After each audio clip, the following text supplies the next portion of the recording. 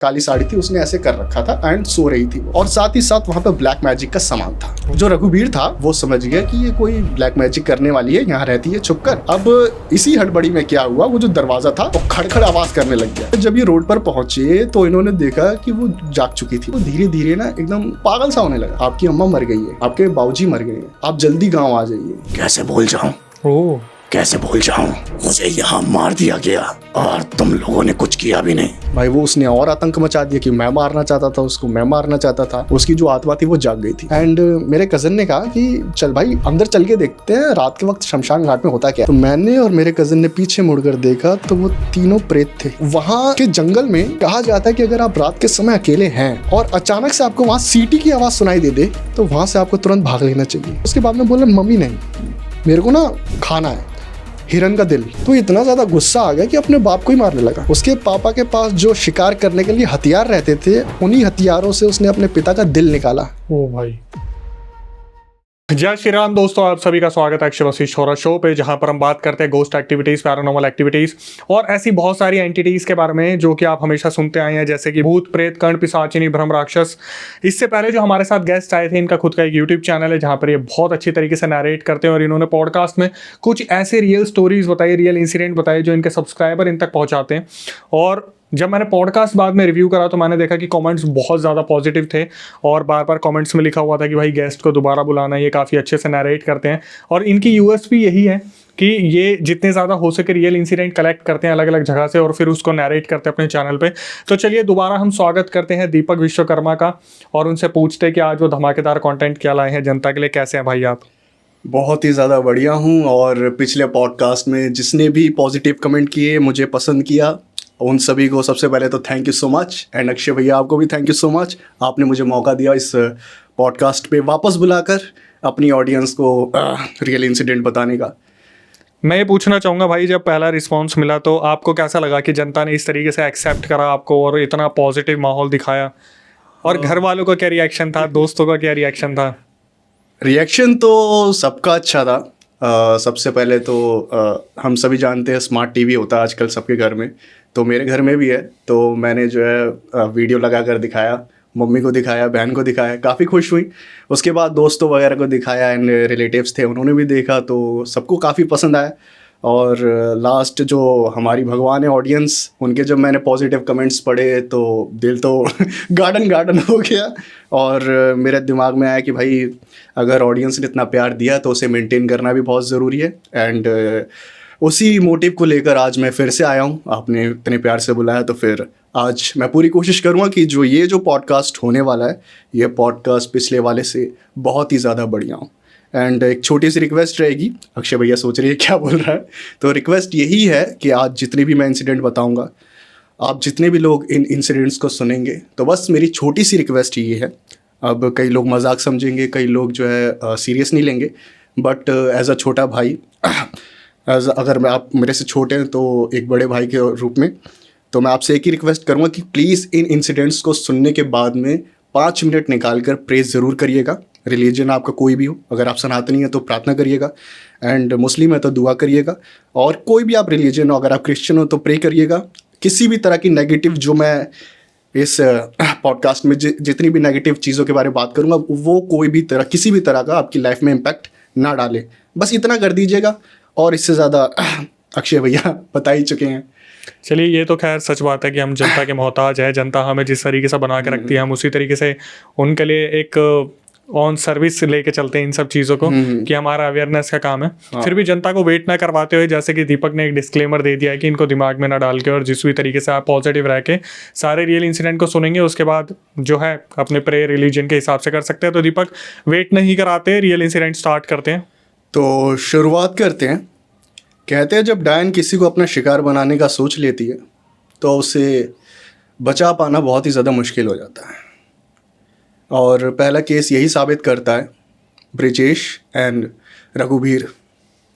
2005 की बात है और तब ये दोनों जो हैं 10th क्लास में पढ़ते थे। गांव की बात है, पूरा देहात इलाका था, एंड ये दोनों एक दूसरे के बहुत ही अच्छे दोस्त थे। दोस्ती इतनी ज़्यादा गहरी थी कि मान लीजिए अगर ब्रिजेश पे कोई बात आई तो इसका मतलब रघुवीर पे बात आई है, एंड रघुवीर पे कोई बात आई तो इसका मतलब ब्रिजेश पे कोई बात आई है। तो इनकी दोस्ती इतनी ज़्यादा गहरी थी।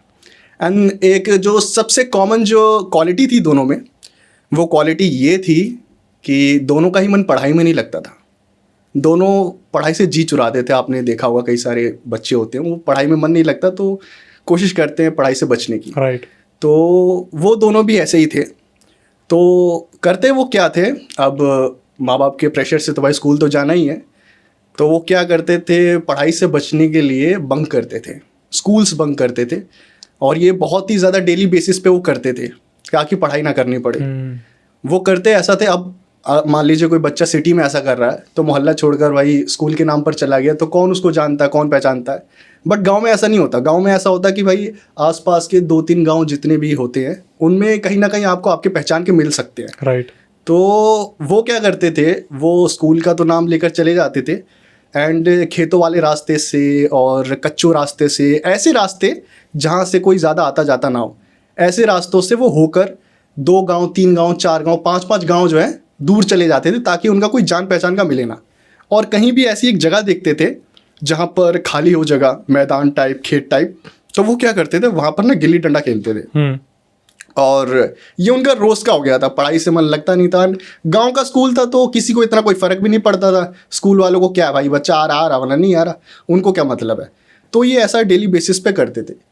तो एक सुबह वापस वही इन्होंने अपना जो रूटीन है वो फॉलो किया, नहा धोकर मम्मी मैं स्कूल जा रहा हूँ, पापा मैं स्कूल जा रहा हूँ, निकले दोनों दोस्त। उसके बाद में ये जो है कच्चा रास्ता पकड़कर वहाँ से गायब हो गए स्कूल के रास्ते से। अब दोनों आपस में बातें करते हुए, मौज मस्ती करते हुए चलते चलते चलते चलते एक गांव पार किया, दूसरा गांव पार किया। उसके बाद में उन्हें एक गांव में खाली एक खेत मिला और वो खेत काफ़ी मतलब 1 बीघा में फैला होगा। वहीं पर उन्होंने देखा कि यहाँ तो कोई आता जाता भी नहीं है एंड बढ़िया जगह भी है, यहीं पर गिल्ली डंडा खेलते हैं। अब वो क्या करते थे ना, वो अपने जो झोला होता है उसके अंदर जिसमें किताबें रखते हैं उसी में जो है गिल्ली डंडा छुपा कर लाते थे। तो अपने ये काम पर लग गए। अब ये गिल्ली डंडा खेलने लग गए। अब गिल्ली डंडा खेलते खेलते जो ब्रिजेश था उसकी बारी थी, वो गिल्ली मार रहा था दूर दूर तक। तो उसने एक बार शॉट मारा, गिल्ली दिख गई दूर। तो जब उसने देखा दूर जब गिल्ली गई तो उसकी नज़र सामने की ओर गई तो तकरीबन 500 मीटर पे एक रास्ता था, कच्चा रास्ता। वहाँ से एक साइकिल गुजर रही थी और साइकिल पे एक व्यक्ति था। उस व्यक्ति को देखकर ब्रिजेश के हाथ से छूटा डंडा और रघुवीर भी हैरान हो गया। रघुवीर ने जब देखा पीछे की ओर तो साइकिल पे और कोई नहीं, ब्रिजेश के पिताजी थे। ओके। अब दोनों का दिमाग काम ना करे क्योंकि यहाँ अगर उन्होंने देख लिया तब तो गए, बहुत मुश्किल हो जाएगी। तो उन्होंने कुछ सोचा समझा नहीं, अपना जो गिल्ली डंडा था उसे उठाया, बैग उठाया ताकि कोई भी मतलब क्लू ना रहे और भागे वहाँ से। और भागते भागते जो है वहाँ पर एक कच्चा सा घर था। वो था 90s का, आपने देखा होगा वो छप्पर के होते हैं, छप्पर वाले घर जो होते हैं कच्चे से एकदम। तो वो बहुत पुराना था और उसकी जो दीवारें थी ना वो भी काफ़ी मिट्टी की बनी हुई थी, कच्चे घर थे ना। तो उन्होंने बिना कुछ सोचे समझे, उनको लगा कि इस घर में कोई रहता नहीं है, तो वो दोनों उस घर में घुस गए क्योंकि डर था पिताजी का। और पिताजी के डर से अब उन्होंने कुछ सोचा समझा नहीं, देखा कच्चा घर है, घुस गए। एंड जो है जो दीवारें टूटी फूटी थी वहाँ के जो स्पेस था वहाँ से देखने लगे कि पिताजी गए कि नहीं। अब इनकी जो नज़र थी वो देख रही है पिताजी गए गए गए गए गए गए, सब ध्यान पूरा पिताजी पर है। अब उनके जो पिताजी साइकिल चलाते हुए निकल गए, लक की वजह से नहीं देखा। उसके बाद में जो है इन दोनों, जैसे ही पिताजी को, ब्रिजेश के पिताजी वहाँ से चले गए, तब दोनों ने गहरी गहरी सांसें ली कि चलो भाई भला टली। तो उसके बाद में जो है ये जैसे ही बाहर जाने की ओर हुए तो इन्होंने देखा कि बगल के कमरे में पूरा अंधेरा था। वो जो कच्चा मकान था उसके पूरे कमरे में अंधेरा था एंड एक वहाँ पर जो है फीमेल सो रही थी। अब उसके चेहरे पे जो है काली साड़ी थी, उसने ऐसे कर रखा था एंड सो रही थी वो। और साथ ही साथ वहाँ पे ब्लैक मैजिक का सामान था। अब उन्होंने जब ये देखा तो ब्रिजेश के मन में आया ये क्या है, मैं तो सोचा भाई कोई रहता नहीं होगा। तो जो रघुवीर था वो समझ गया कि ये कोई ब्लैक मैजिक करने वाली है, यहाँ रहती है छुपकर, यहाँ से भागना ही ठीक रहेगा। तो उसके बाद में जो है उसने जो है पकड़ा ब्रिजेश का हाथ और वहाँ से वो लेकर चले गए। अब इसी हड़बड़ी में क्या हुआ, वो जो दरवाज़ा था वो खड़खड़ आवाज़ करने लग गया क्योंकि गए तो दरवाज़ा थोड़ा सा आवाज़ करने लगा। अब भाई पता चला कि आवाज़ हो गई है तो भाई भागो। तो उसके बाद में ये तकरीबन वहाँ से भागे। अब भागते भागते पहुँचे रोड पर।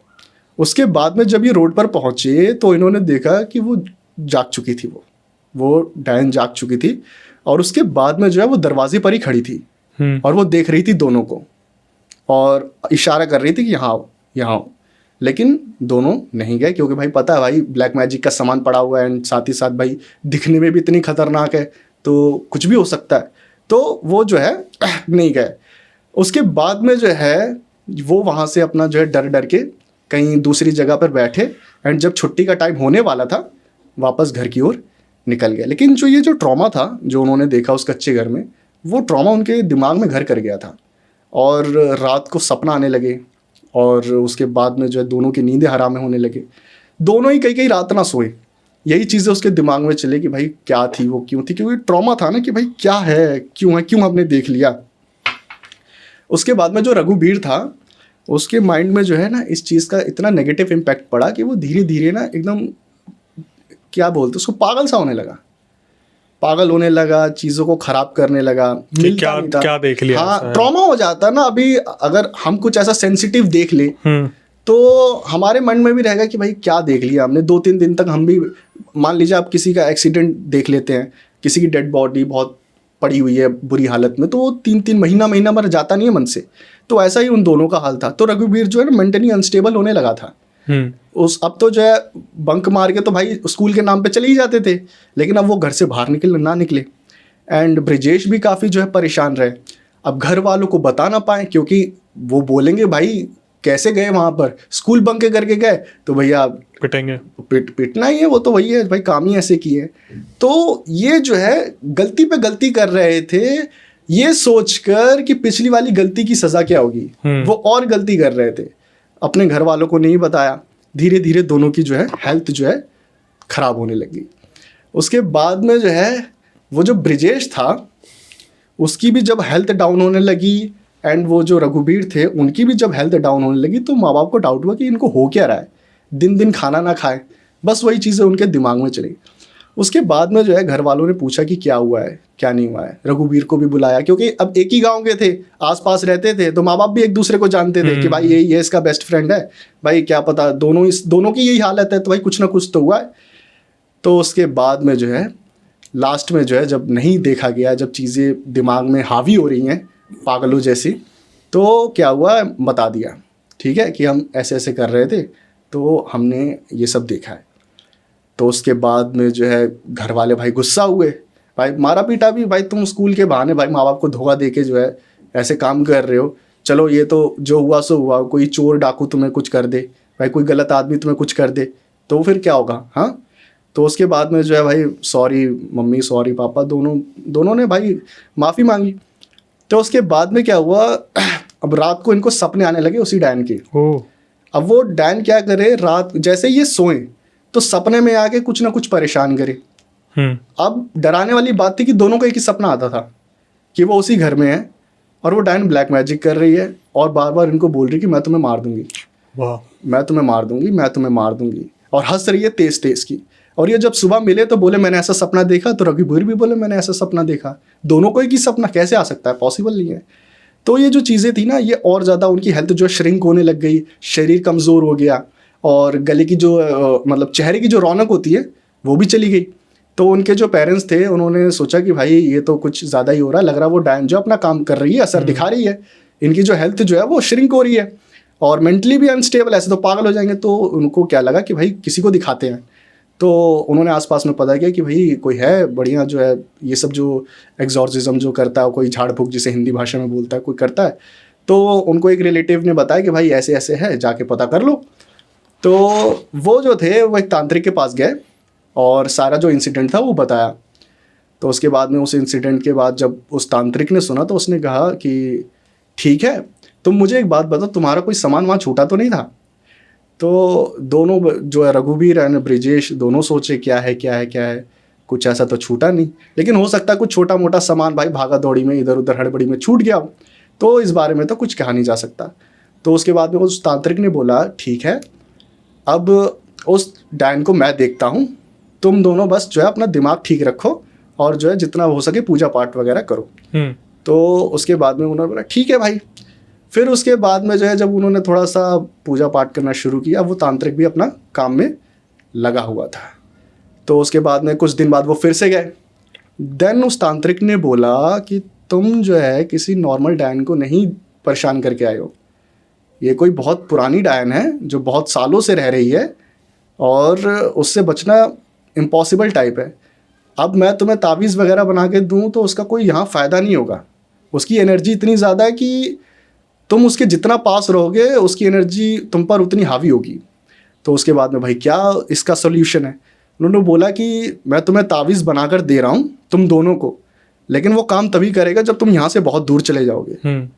और गलती मत करना यहाँ वापस आने की, अपने गांव में कभी ज़िंदगी में वापस मत आना, क्योंकि अगर तुम वापस आए और वो डायन तब तक ज़िंदा हुई तो वो तुम्हारा खेल ख़त्म कर देगी, क्योंकि तुम्हारी हेल्थ वैसे ही काफ़ी श्रिंक हो गई है। तो उसके बाद में जो है वो तावीज़ वगैरह बना कर दिया। और जो है तावीज़ जब माँ बाप ने सुना कि ऐसी सी बात है तो उन्होंने बोला कि बेटा पढ़ाई लिखाई तो तुमने बहुत कर ली, आइंस्टाइन तुम बन गए, तुम्हारी पढ़ाई लिखाई के चक्कर में ये जो झेलना पड़ रहा है, तुम काम पर निकलो, तुम कमाने निकलो और वापस कभी मत आना, ठीक है। तो उसके बाद में भाई रघुवीर एंड ये दोनों जो है अलग अलग चले गए। एक शहर में आ गया, दूसरा किसी और शहर में चला गया कमाने के लिए, एंड दोनों की लाइफ जो है चलने लगी। कोई लेबर वाला काम कर रहा है, दोनों छोटा मोटा काम करके अपना जो है जीवन वीवन चला रहे हैं। उसके बाद ये कभी गांव वापस नहीं आए, क्योंकि कहा जाता है कि वो अगर गांव आते तो वो डायन उनको मार देती, इसलिए वो कभी वापस नहीं आए। लेकिन जब काफ़ी साल बीत गए, शादी वगैरह हो गई, बच्चे भी हो गए, तब क्या हुआ, कई बार ऐसा हुआ है ब्रिजेश के साथ में कि रात को इनको कॉल आया है, रात को 2 बजे 3 बजे कॉल आया है, और जैसे ये कॉल उठाएं तो सामने से आवाज़ आती है कि आपकी अम्मा मर गई है, आपके बाबूजी मर गए हैं, आप जल्दी गांव आ जाइए। अच्छा, आप जल्दी गांव आ जाइए, आपके अम्मा बाबूजी मर गए हैं, आग लग गई है घर में और अम्मा बाबूजी जल के मर गए हैं, आप जल्दी आ जाइए, यहाँ पर कोई है नहीं अंतिम संस्कार करने के लिए। तो उसके बाद में जो है ये सुबह तैयार हो जाएं कि भाई अब मरूंगा, लेकिन भाई माँ बाप को तो ऐसे छोड़ूंगा नहीं। तो जब सुबह ये तैयार होने के लिए निकले और ये गांव में पता करें तो ऐसा कुछ हुआ ही नहीं, ऐसा कुछ हुआ ही नहीं। एंड जब फ़ोन देखें तो वैसी कोई कॉल आई नहीं। कई बार ऐसा हुआ है। फिर वो समझ गई कि डायन बुलाने की कोशिश कर रही है। उसके बाद में जैसे जैसे इनकी ज़िंदगी जब आगे बढ़ रही थी तो इनके जो कनेक्शन थे रघुवीर से टूट रहे थे। तो उसके बाद में जब इनके कनेक्शन टूट गए तो ज़्यादा बात नहीं होती थी। तो जब इनके साथ ये चीज़ें होने लगी कि कॉल आ रहे थे, तो उसके बाद में इन्होंने रघुवीर को कांटेक्ट किया कि भाई तेरा कैसा चल रहा है सब कुछ। तो पता चला कि रघुवीर अब इस दुनिया में नहीं है, वो पहुंच गया गाँव। अब जो है रघुवीर जो है उसे कॉल आया गया था, वो अपना वहाँ पहुँच गया था, और जैसे ही वो गांव के अंदर एंटर हुआ, अब पता नहीं क्या हुआ उसके साथ, खून की उल्टी, खत्म वो। अब इन्होंने सही टाइम पे गांव में पता कर लिया कि ऐसा कुछ हुआ नहीं है, वरना अगर ये भी वहाँ पहुँच जाते, ये भी गए थे। तो ये था पहला इंसिडेंट। और उसके बाद में जब इनके बच्चे वगैरह हो गए और आज उनके बच्चों की उम्र 12 साल की हो गई है लगभग में, तो उन्होंने ये सारी चीज़ें बताई हैं उनके बच्चों ने कि पापा के साथ ऐसा सब हुआ था उनके ज़माने में। खो ही दिया एक इंसान को। तो अब क्या कर सकते हैं। मैंने शुरुआत में ही कहा कि जब डायन किसी को भी अपना शिकार बनाने का सोच लेती है तो बहुत मुश्किल हो जाता है उसको बचाना। तो इनके पापा बच गए। अब अगर मान लो अगर ये ना जाए वापस, अब बचना भी क्या है बताओ। गांव छोड़ना पड़ गया, माँ बाप छोड़ने पड़ गए, अब जो वहाँ पे ज़मीन जायदाद होगा उसका क्या करेंगे। ये भी तो नुकसान हुआ ना। लॉस में ही बेचेंगे उसे। लॉस में ही बेचोगे ना, क्या होगा। यही सब बर्बाद तो हुए ना, एटलीस्ट जान बच गई तो लो ठीक है, लेकिन इतना सब लॉस झेला, दोस्त चला गया जिसके साथ वो उठते बैठते थे। अब यही होता है इंसान की। अच्छा दीपक, मेरा इसमें एक सवाल पूछना है आपसे कि आपको क्या लगता है कि ये जो पैरानॉर्मल इंसिडेंट इंसान के साथ होते हैं, ये उसके साथ अचानक से हो जाते हैं या पहले तकदीर में लिखा होता है कि ये होना ही होना है इसके साथ? अब तकदीर का तो ऐसा, जो तकदीर में लिखा होता है ना, जो तकदीर में लिखा होता है वो तो होना ही होता है। क्योंकि देखो डेथ भी फिक्स होती है कि भाई ये बंदा ऐसे मरेगा। हमारी भाई सनातन में भी कहा गया भाई किस्मत है, भाई यही होगा, जो किस्मत में लिखा है वही मिलेगा, ना उससे ज़्यादा मिलेगा। तो हो सकता है, अब मेरा तो ये मानना है कि चाहे डायन हो, चाहे प्रेत हो, चाहे पिशाच हो, चाहे भूत हो, चाहे कुछ भी हो, कोई भी एंटिटी हो, भगवान से तो ऊपर नहीं है ना। तो भगवान ही सब चीज़ें करता है कि इसकी मौत भाई किसी डायन के हाथ होगी, इसकी मौत किसी एक्सीडेंट में हो जाएगी, या इसकी मौत जो भी मौत है तुम्हारी वो तो हो ही जा। अगर लेकिन वैसे अगर तुम्हारी मौत उससे नहीं लिखी है, मान लो इनकी मौत जो है डायन के हाथों नहीं लिखी है, आगे चल के बुढ़ापे में लिखे तो बुढ़ापे में मौत आएगी। तो ऐसा ही होता है उससे। तो अकाल मृत्यु का कॉन्सेप्ट आपको पता है, जहाँ पर इंसान की आयु से पहले उसकी जो है मौत हो जाती है, तो वो भी उसके तकदीर में होती है, क्योंकि अगर वो तकदीर में होती तो इंसान इतना भटकता क्यों है प्रेत योनि में? अब ऐसा होता है ना, अकाल मृत्यु में ऐसा होता है कि अगर मान लीजिए कोई बिना मतलब टाइम आने से पहले मर गया, तो ये जो चीज़ होती है ना, ये चीज़ कहीं ना कहीं इंसान को जो है झटके से ही होती है। मान लीजिए अब हम ये पॉडकास्ट शूट कर रहे हैं ना, आपको पता नहीं, मुझे भूकंप आ जाए। कुछ तो अच्छा बोलते, कोई और एग्जाम्पल ले लेते। नहीं मतलब कुछ भी हो सकता है ना, होने को कुछ भी हो सकता है, लेकिन भगवान से ऊपर कुछ नहीं है। अब मैं इन सब चीज़ों में अगर मैं घुसूंगा तो मैं बेवकूफ़ नज़र आऊँगा, क्योंकि भगवान जहाँ से मतलब सोचना शुरू करते हैं ना, उनका जहाँ भाई ये होना है ये नहीं होना, वो हमारी समझ के परे है। अगर किसी का प्रेत योनि में भटकना लिखा है तो भटकेगा, क्योंकि पिछले जन्म में उसने कुछ ऐसे कर्म किए होंगे कि आज उसे प्रेत योनि में भटकना पड़ेगा। तो ये आज हम पैदा हुए हैं तो इस गरीब घर में पैदा हो रहे हैं, अमीर घर में पैदा हो रहे हैं, तो ये हमारे हाथ में नहीं है। हम जो पिछले जन्म में कर्म करके आए हैं उसके हाथ में है। अगर हम पिछले जन्म में अपने जीवन का सही से इस्तेमाल नहीं करते तो इस जन्म में हमें अकाल मृत्यु हो सकती है। कुछ ऐसा हो सकता है कि हमें जो है जीवन का असली मूल्य पता चलेगा इस जन्म में। तो फिर आपके अकॉर्डिंग जितने लोग भी इस पर रिसर्च कर रहे हैं वो सारे बेवकूफ़ कहलाएंगे? अब देख सकते हैं भाई, मेरी तो यही थ्योरी है। अब बाकी जो है भगवान से तो ऊपर मैं कुछ मानता नहीं हूँ। वैसे माइथोलॉजी के कॉन्सेप्ट को आपने सुना है कभी? माइथोलॉजी कौन सी वाली? काफ़ी तरह की माइथोलॉजी है, इंडियन है, इंडियन के बारे में ही मैं कह रहा हूँ। जैसे आज भी कहा जाता है अश्वत्थामा जिंदा है, या फिर पहले जो युद्ध हुआ करते थे उसमें जो श्राप मिला करते थे उससे जितने भी, जैसे हमारे लॉर्ड श्री कृष्णा हैं, भगवान जो श्री कृष्ण थे वो भी एक श्राप से ही गए थे। महाभारत में पांडव भी श्राप से गए थे, कौरव भी श्राप से गए थे। तो ये सारी चीज़ें आपको रेलेवेंट लगता है कि बेवकूफ़ है जो स्टडी कर रहे हैं? देखिए, जैसे मेरा सिंपल से क्वेश्चन था कि अकाल मृत्यु के बारे में, क्या ये डेस्टिनी प्लान्ड होता है या फिर इसके अंदर चीज़ें ऐसे होती है कि भाई झटके से हो गया? जैसे कोई बाइक से निकला, एकदम से किसी ने उसे टच किया और वो वहीं पे अकाल मृत्यु हुई। बिना भगवान की मर्जी से बाइक झटके से क्या पत्ता नहीं हिलेगा। जो होना भगवान की मर्जी से ही होना है। अगर अकाल मृत्यु लिखी है तो वो पिछले जन्म का कर्म लेकर आया है। तो उसके लिए फिर जैसे नारायण बलि की जाती है कि इंसान को मोक्ष की प्राप्ति हो जाए, तो वो सारी चीज़ें इंसान को करनी चाहिए, उसका पिंडदान या फिर वो भी छोड़ देना चाहिए कि भगवान की इच्छा थी? नहीं, वो तो करना चाहिए। अब ये जो है, जो जन्मों का कॉन्सेप्ट है कि आज मैं दीपक विश्वकर्मा हूँ, अगले जन्म में कुछ और हूँगा, तो कहा जाता है कि आप पिंडदान करते हो तो उससे आपके जो अगला जन्म है उसका शरीर बनता है। तो ये सब जो चीज़ें हैं जो हमारे पूर्वज करते आए हैं, जो हमारे सनातन धर्म में लिखा गया है, वो तो हमें करना ही है। हमें अपना फ़र्ज़ निभाना है ना। बाकी जो इंसान अपने कर्म जैसे लेकर आया है वो अपने कर्म लेगा भाई, उसकी किस्मत में लिखा होगा। लेकिन मान लीजिए मेरा कोई दोस्त है, अरे मतलब ऐसा ना हो भाई ऐसा ना हो भाई कभी भी, लेकिन मान लीजिए कोई मेरी नोन का है, वो अगर चला गया तो उसके ऐसा थोड़ी होगा कि भाई उसे भाई लग रहा है इसकी किस्मत में लिखा था, उसको छोड़ दो, फेंको पाओ। इंसानियत सबसे ऊपर है ना, हमें अपने कर्म करने हैं। बाकी जो इंसान जैसे अपने कर्म लेकर आया हो। तो इंसान क्या अगर मृत्यु को प्राप्त हो रहा है तो महामृत्युंजय मंत्र से वो बच सकता है? अगर हाँ बच सकता है, क्यों बच सकता है। मतलब मृत्यु को टाला जा सकता है? मृत्यु को तो देखिए, अब आपने जैसे बोला ना महामृत्युंजय मंत्र, अब अगर भगवान ने चाहा होगा कि ये बंदा बचेगा तो आप उस समय महामृत्युंजय मंत्र को जो है जाप कर लेंगे। अब जैसे कर्ण जी की मौत हुई थी, महाभारत के कर्ण जी की, उनके पास क्या नहीं था, ठीक है, सूर्यपुत्र कर्ण, उनकी मौत हुई, लेकिन क्या हुआ, वो अपनी विद्या ही भूल गए। लास्ट में जब पहिया निकालने की बारी आई तो कैसे हुआ, श्राप मिला, परशुराम जी ने दिया। तो ये सारी चीज़ें पहले से फिक्स्ड होती है। अब वो इतने ज़्यादा पावरफुल थे, कवच कुंडल था, इंद्र जी ले गए। तो अगर आपकी मौत लिखी होगी ना तो वो धीरे धीरे सिचुएशन बनाते हुए आपके पास आएगी, तब आप बच नहीं पाएंगे। अब मान लीजिए आपका गला ही खराब है, आप ढंग से उच्चारण नहीं कर पाए, पहले ही निकल जाओगे, फिर क्या होगा।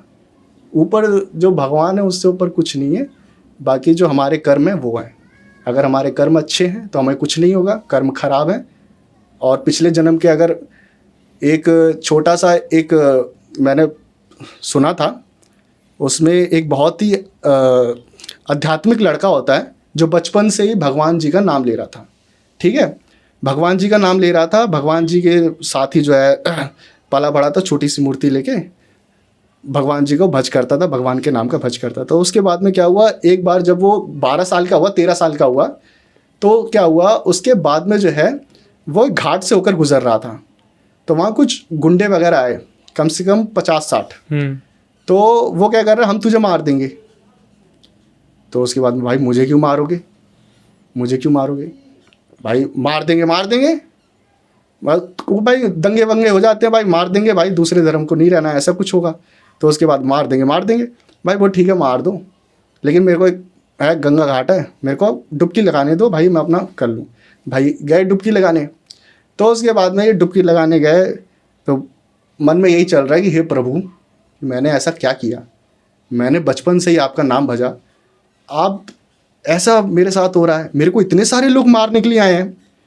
तो उसे रियलाइज़ हुआ, जब वो डुबकी लगा रहा था तब उसे एक विजन आया कि उसने पिछले जन्म में 90 से ज़्यादा मर्डर किए थे, 90 से ज़्यादा मर्डर, और उस 90 मर्डर की जो सज़ा थी वो उसे अनंत कालों तक भोगनी थी पीड़ा में, लेकिन उसने इस जन्म में अच्छे रास्ते अपनाए और उसके बदले में इसे सिर्फ इसी जन्म में मृत्यु मिल रही है, अब उसे मोक्ष मिल जाएगा।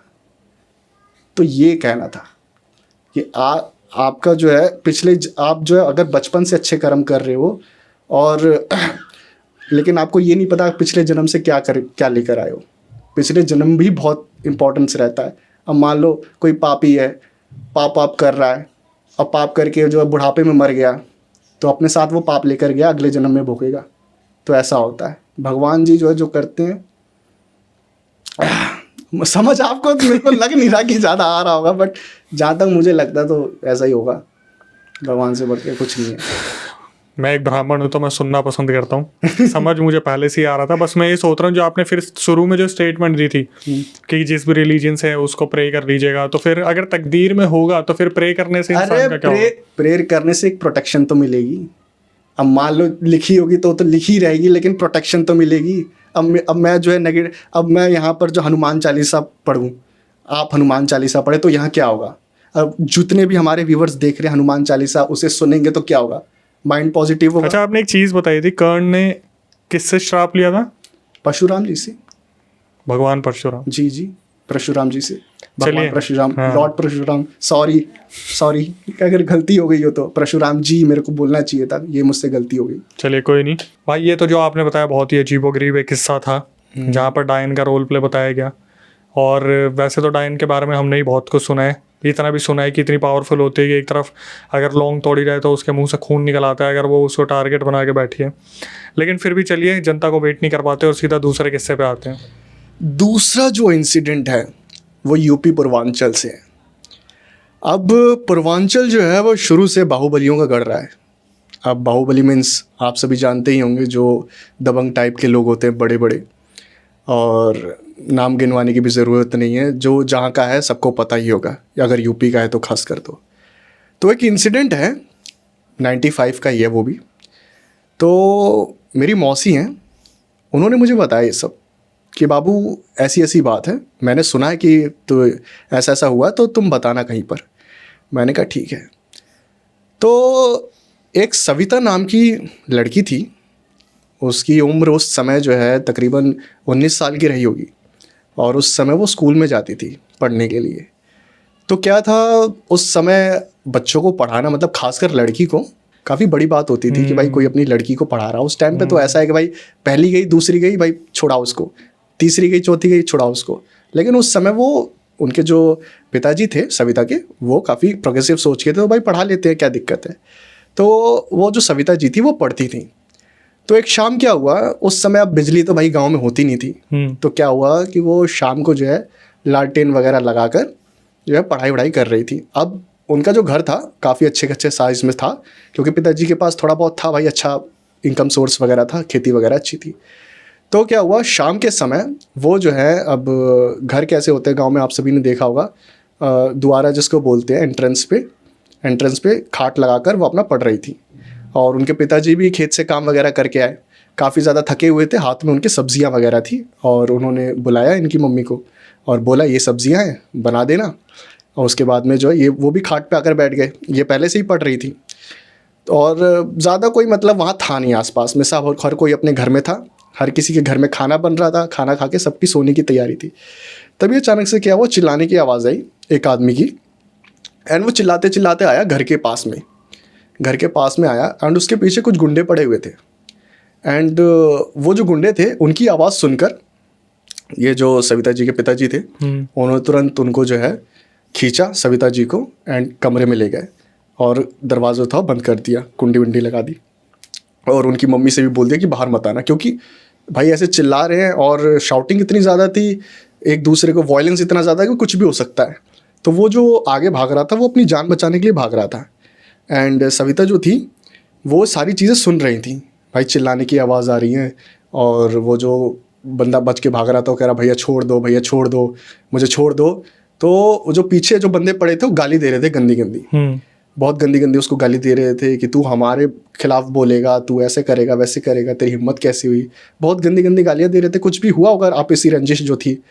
तो उसके बाद में क्या हुआ, उस आदमी का मर्डर हो गया, मार दिया उसको मार दिया। उसको कुछ कट्टे वट्टे थे, मतलब देसी कट्टे, उसको ठोक ठाक दिया वहीं पर, और वो बस चिल्लाता रह गया। उसके बाद में जो है क्या हुआ, उसको ठोक ठाक के वहीं वो जब पता चल गया कि भाई मर गया, तो उसके बाद में वो जो गुंडे थे उन्होंने चिल्लाया कि किसी ने भी कुछ किसी को बताया पुलिस में कुछ भी, मतलब हमारे खिलाफ कुछ भी हुआ तो समझ लेना क्या होगा।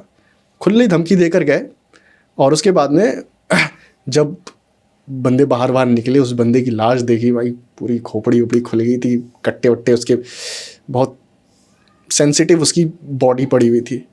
तो उसके बाद में जो है पुलिस वाले आए, पुलिस वाले बॉडी को ले गए, पूछताछ में अब कोई किसी का नाम ही ना ले कि भाई क्या हुआ था क्या नहीं हुआ था, भाई हमें नहीं पता, हमने नहीं देखा, डर के मारे।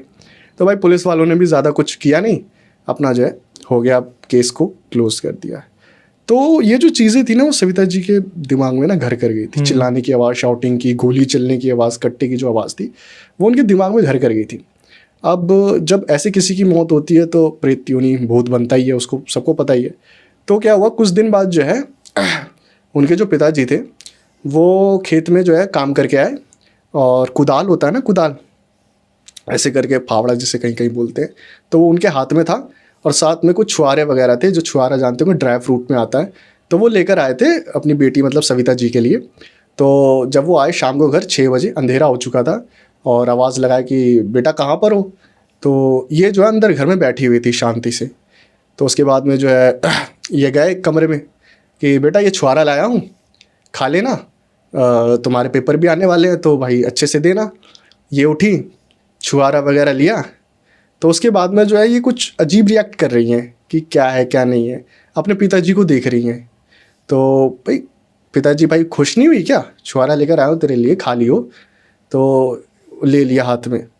तो उसके बाद में जो है ये इनके जो पिताजी हैं वो बार बार देख रहे कि कुछ अजीब ही वो रिएक्ट कर रही, क्योंकि जब भी पहले आते थे तो एकदम खुश हो जाती थी कि पापा आ गए, पिताजी आ गए, बाबूजी आ गए, बाबूजी आ गए, क्या लाए हो मेरे लिए बाबूजी, कैसा गया दिन। तो काफ़ी खुश मिजाज की लड़की थी, बट ये देखने के बाद में तो छुआरा लाया हूँ, बिल्कुल शांत एकदम, जो है जैसे पहले केस में हुआ था ट्रॉमा, इनको भी हो गया, क्यों मर्डर वर्डर भाई चीखे दिमाग से जा नहीं रही हैं। तो ये समझ गए इनके पिताजी की भाई हुआ है, भाई बच्ची के दिमाग पर असर हुआ है। तो उसके बाद में समझा रहे कि बेटा जो हुआ दिमाग से निकाल दो, भूल जाओ कि कुछ हुआ था ऐसे, ठीक है। तो उसके बाद में क्या हुआ, वो जो सविता जी थी उनका रिएक्शन ही बदल गया। कैसे भूल जाऊं, कैसे भूल जाऊं, मुझे यहां मार दिया गया और तुम लोगों ने कुछ किया भी नहीं। उसकी जो आत्मा थी वो जाग गई थी। तो वो जो है सुने भाई ये क्या बोल रही है, वो जो है समझ गए, तो वो वहाँ से वो थोड़ा सा भागे। अब अपना कुदाल उन्होंने वहीं छोड़ दिया। अब उस लड़की ने, छोटी सी लड़की ने एक ही हाथ से कुदाल जो है फेंका अपने पिताजी की तरफ। अब उनके पिताजी जैसे यूं यूं करके बचे, कुदाल जो है साइड से गया, खड़ाक से जमीन पर लगा। और जब जो है उनके पिताजी ने देखा, सविता जी की आंखें एकदम बड़ी बड़ी लाल। अब भाई एकदम दिमाग खराब इनका, ये क्या हुआ है, इन्होंने शोर मचा दिया। उसके बाद में पड़ोसी वगैरह आए, तो जो है ये अजीब हरकतें करी, पूरी पोजेस्ड हो गई और सबको पता चल गया ये वही है जिसका मर्डर हुआ अभी कुछ दिन पहले। तो तुमको क्या चाहिए, ये वो, कोई मेरी मदद करने के लिए नहीं आया, तुम लोग अपना घर में घुसे हुए थे। तो उसके बाद में जो है हम क्या कर सकते हैं, हम मजबूर हैं, हम गरीब हैं, जो भी चीज़ें थी वो बताई। और बोला उसको तो मैं देख लूँगा, तुम्हें भी मैं नहीं छोड़ूंगा, तुम सबका मैं जीना हराम कर दूंगा। तुम सब ने मेरी मौत को देखा लेकिन कोई बाहर तक नहीं आया बचाने के लिए। तो उसके बाद में क्या हुआ ना, वो जो लड़की थी उनकी जो हेल्थ थी ना वो तो श्रिंक फिर से होने लग गई, क्योंकि जब बॉडी पे पोजीशन आता है किसी भी इविल स्पिरिट का तो वो यही करती है, सबसे पहले बॉडी को निचोड़ती है।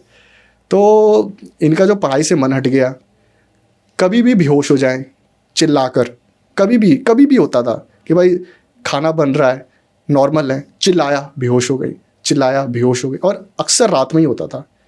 ठीक है, अब उसके बाद में क्या हुआ ना, ये जो आत्मा थी, ये जो भूत था, जो भी था, तो ये घर के अलग अलग लोगों को पोजेस करने लगा। कभी किसी के घर में उसको पोजेस कर लिया, कभी उसको पोजेस कर लिया। तो ये सबको परेशान कर रहा था और सब यही बोलते थे कि भाई हमारी क्या गलती है। बोले भाई तुम मेरे को बचाने नहीं आए, भाई जिसने मारा उसके पास जाओ ना, कि उसको तो मैं मारूंगा ही, उसको तो मैं मारूंगा। कभी यहीं इस इलाके में वो आ गया, उसका मैं खेल खत्म कर दूंगा। तो उसके बाद में जो है कुछ दिनों बाद पता चला कि जिसने ये सब किया था उसे पुलिस एनकाउंटर में मार दिया गया। तो पुलिस ने उड़ा दिया उसे। भाई कितने क्राइम करके कितना बचेगा, एनकाउंटर हो ही जाते हैं, इतने तो होते ही रहते हैं। लेकिन जिसने मारना था वो नहीं मार पाया। अब जब जो है ये चीज़ें फैलने लगी, गांव में लोग बात करने लगे, भाई वो उसने और आतंक मचा दिया कि मैं मारना चाहता था उसको, मैं मारना चाहता था, मैं उसको मारना चाहता था, ये कैसे है, वो कैसे। अब उसकी जो फ्रस्ट्रेशन थी ना वो सब गांव वालों पे उतर रही थी। तो उसके बाद में जो है इन्होंने जो है मिल के जो है एक किसी बाबा से कांटेक्ट वगैरह किए कि बाबा ऐसी ऐसी बात है, ये जो है ऐसी ऐसी आत्मा है, रात को किसी के भी घर में किसी को भी पोजेस कर लेती है। तो उसके बाद में उन्होंने भाई ठीक है पता होता किया भाई क्या हुआ था क्या नहीं, ऐसी ऐसी बातें थी। तो उन्होंने क्या किया, भाई देखो ये तो बहुत दर्दनाक मौत मरी है और ये बहुत ज़्यादा फ्रस्ट्रेटेड है, तुम एक काम करो ना, तुम अपना ये इलाका खाली कर दो। मरी है मतलब? अरे मतलब वो मरा है ना, काफ़ी दर्दनाक मौत मरा है ना, कि भाई उसको कट्टे वट्टे चलाए उसके ऊपर, पहले मारा पीटा उसको, तो दर्दनाक मौत हुआ ना, मर गया मतलब मुंह से निकल गया मरी है लेकिन मरा है वो। तो उसके बाद में जो है बोला कि भाई अब क्या करें, भाई तुम इस इलाके को खाली करो और इस इलाके में जो है घेराबंदी करते हैं, ये वहाँ से बाहर नहीं आ पाएगी। तो उस समय क्या होता है ना, कच्चे कच्चे घर होते थे, कोई इतना मतलब कॉस्टिंग नहीं रहती थी। आज जो है 10 लाख 20 लाख के घर है लोगों के, लेकिन उस समय कच्चे कच्चे छप्पर के घर रहते थे। तो उन्होंने कहा भाई चलो भाई यहाँ परेशान होने से अच्छा है, तो उन सब में कम से कम 8-10 घर थे, सब ने अपने घर खाली कर दिए, सारा ज़रूरी सामान लेके किसी और इलाके में रहने लग गए और वहाँ जो इलाके में घेराबंदी कर दी कि भाई यहाँ से वो बाहर नहीं आ पाएगा। उसके बाद में धीरे धीरे टाइम बीतता गया। ये जो सविता जी थी, ये भी जब वहाँ उसको घेराबंदी करके उसको वहाँ कैद कर लिया तो ये भी अपना नॉर्मल होने लगी। उसके बाद इन्होंने अपनी पूरी पढ़ाई करी, अपना जो है शादी वगैरह होकर अपने ससुराल आ गई। तो उसके बाद में जो है अभी भी कहते हैं कि भाई उस जगह पर अब घेराबंदी तो नहीं है क्योंकि इतनी पुरानी बात है, तो अब जो है वहाँ, लेकिन आज भी अगर कोई चला जाए ना तो वो महसूस हो जाता है कि भाई यहाँ कोई है। अब काफ़ी लोग बोलेंगे भाई ऐसा नहीं होगा वैसा नहीं होगा, but keep supporting me and Akshay भैया। समय आने पर जिस मैं इंसिडेंट के बारे में बात कर रहा हूँ, उस इंसिडेंट पे जो भी जगह है वहाँ मैं पक्का विजिट करूँगा, और ये जगह मेरे नोन में भी है तो मैं पक्का आपको दिखाऊँगा उस जगह के बारे में। तो कोई ये ना समझे कि ऐसा है वैसा है कि भाई ऐसे बोल रहा है वैसे बोल रहा है, लेकिन ऐसा है, मैं दिखाऊँगा आपको इन फ्यूचर, मैं ज़रूर दिखाऊँगा, प्रॉमिस। तो अभी भी कहते हैं कि भाई रात को कोई वहाँ नहीं जाता। अब वो ऐसी जगह हो गई है ना, वहाँ झाड़ी वाड़ी उग गई है, अब वो और ज़्यादा डरावनी हो गई है। तो ऐसा हो गया वहाँ पर। अब एक बात बताइए, इसमें फिर सविता जी बच गई? हाँ बच गई ना। अब उसको घेराबंदी करके उस इविल स्पिरिट को कर लिया ना कि भाई तू यहाँ से बाहर मत आइयो। कहाँ की बात है? ये मेरी मौसी का है, उन्होंने ये सब चीज़ें बताई कि भाई ऐसा ऐसा हुआ है। मैंने कहा मौसी थोड़ा सा मुझे और आगे बढ़ने दो, जब मेरे पास भी कुछ हो जाएगा कि हाँ भाई मैं भी कर सकता हूँ एक्सप्लोर वगैरह, तो बनाएंगे इसके ऊपर चीज़, व्लॉग वगैरह बनाएंगे इन फ्यूचर, आपको देखने को मिल जाएगा, तो शॉक मत होना। चलो अगर ऐसा कुछ है तो भाई ये तो इंडियन पैरानॉर्मल सोसाइटी की नई शुरुआत है, अच्छा लगेगा दोस्त। सब अगर देखेंगे हमारे भी और ऑडियंस भी देखेगी, अगर ऐसा कुछ है कि साक्षात कैमरा अब में ये है ना, अब बहुत बहुत चीज़ें होती है ना कि अब अभी मेरे हाथ में नहीं है। अब मेरे को घर भी देखना है, थोड़ा सा फाइनेंशियली भी स्टेबल होना पड़ता, तभी तो बंदा निकलेगा बाहर, वरना घर छोड़ के कहाँ निकलेगा। नहीं, सही बात है। और ये तो काम भी बहुत खुराफात है। अब मान लो मुझे ही कुछ हो जाए तो मैं ही कैसी चीज़ें हैंडल करूँगा, उसके लिए भी पैसे चाहिए, दिमाग थोड़ा ठीक होना चाहिए, तो धीरे धीरे हो जाएगा। अब देखो ये तो तकदीर की बात है। अगर अरे हो जाएगा अक्षय भैया, हो जाएगा, बी पॉजिटिव। अगर कह तो रहे कि अगर भगवान ने लिखा होगा तो घर से बैठे बैठे भी हो जाएगा, नहीं तो वहाँ भी नहीं होगा। अरे हो जाएगा, सब होगा, बढ़िया होगा। हमें नेगेटिव सोचना ही नहीं है।